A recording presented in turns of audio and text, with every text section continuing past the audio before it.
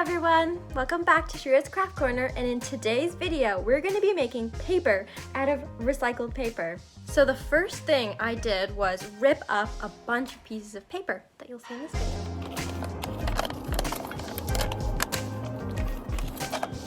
It worked out really well to cut the paper into little bits because when we put them into the blender, it made it really easy to do. Finally, after an hour or so of work, I finally got this little stack of paper into this. Next, I used this blender to make all the paper into a nice pulp that we could later use to make our paper.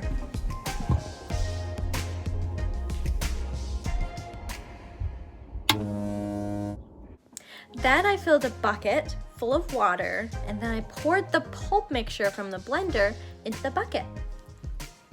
Here's a shot of me doing some aesthetic mixing. After I did a bit of mixing, I put a circular mesh under the water and then I pulled it up, making sure that there was an even layer of paper pulp. Then I moved it over to the little area we were doing the paper making, and I plopped it upside down. And then I pushed it down, and then I was just trying to get all of the water out with the sponge so then we can remove the mesh afterwards.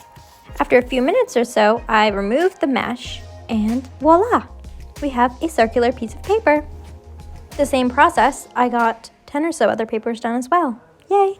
So after I finished 20 or so papers, I waited 3 or so days for it to dry, and then I went back, and you can see that video here. This was my first attempt to lifting it up, and it went successfully. Now we have new paper. After a little bit more peeling, I got this many papers left. I know it's a lot. And final results, I was able to actually write on it and do some really cute notes about vernal pools. So that was fun. Thank you for watching. Have a good day.